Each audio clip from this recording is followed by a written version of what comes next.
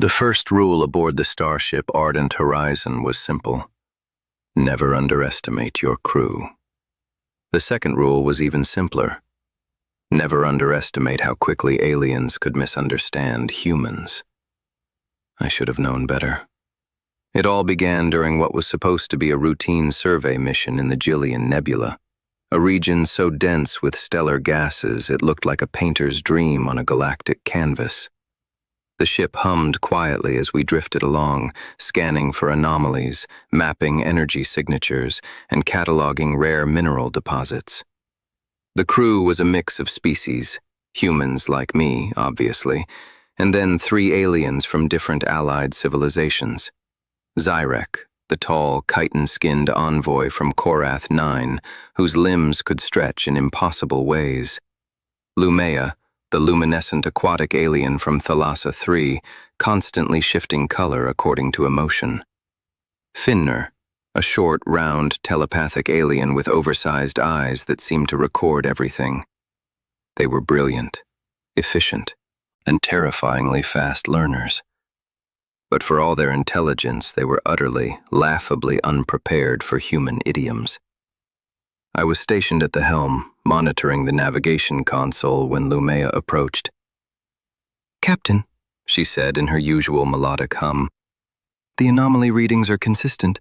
We can proceed with sample collection." I looked up, stretching my fingers. "Great. Let's get this over with. I want to see those nebula cores up close." Finner floated near the rear console, eyes spinning rapidly as he translated energy readings into shapes only he could see. Zyrek stood stoically beside the engineering bay monitor, arms folded like he was about to deliver some grand sermon about the laws of physics. All normal, routine, predictable. Then came my strange comment.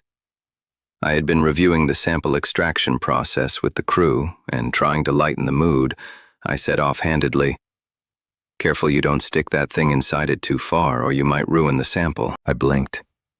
I didn't expect laughter. I didn't expect wide, bulging eyes. I certainly didn't expect the entire alien crew to nearly fall off their chairs. "Inside it?" Zyrek's mandibles clicked nervously. "Yes," I said, pointing at the sample probe. "The core extractor, the tool. The probe that goes into the nebula crystal formation." Lumea's color shifted violently, bright yellow, then deep purple, then a neon red that I had come to recognize as panic.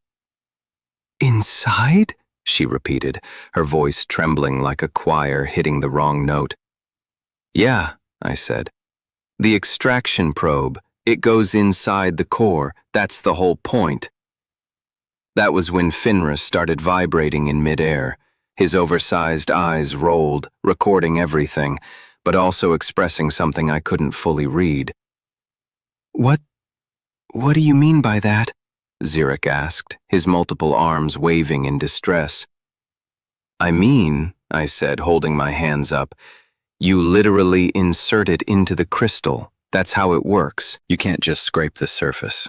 Get it inside the crystal." There was a pause.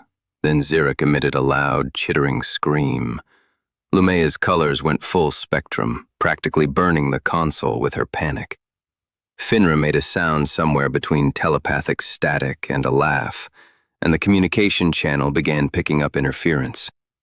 I stared at them. What's wrong with that? And then it hit me. They weren't picturing a crystal core. They were picturing exactly what humans might mean when we talk about inside something. Oh, Zyrek shouted, slapping his forehead with a claw. Lumea let out a musical shriek that translated in my ear as, "You're talking about that?" Finra's eyes spun faster than ever. "Captain, human humor is dangerous." I tried to explain. No, the probe, the crystal core, not what you think." That only made it worse.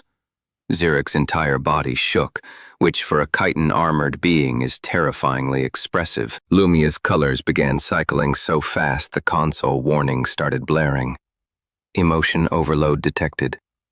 Finner floated toward the observation deck, telepathically muttering incomprehensible warnings to anyone within range. I threw my hands up. I swear, it's about the sample. Science, nebula cores, nothing personal. They didn't believe me.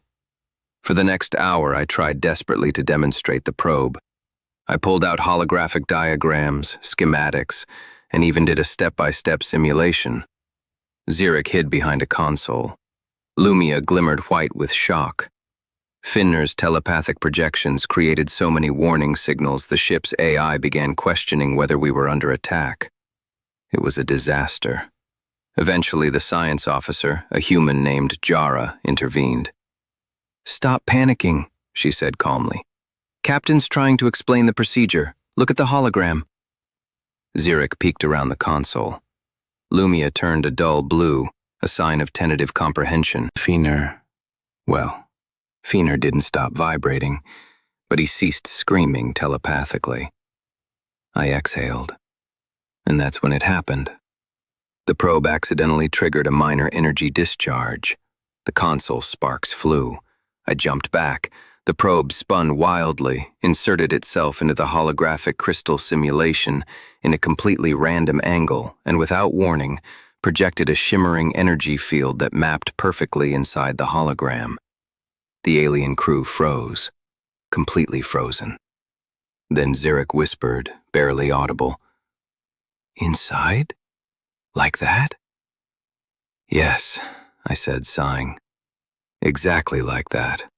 But it's a crystal, not anything else." Lumea blinked slowly, then her glow softened into a calm aquamarine.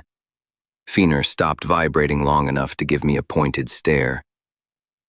"You humans are reckless," Finner said finally. "Your words, dangerous. Very dangerous." "I said it was a crystal probe," I shouted. "Not a—" Too late. The moment was already legendary. By the next day, every crew member on the ardent horizon had heard about it.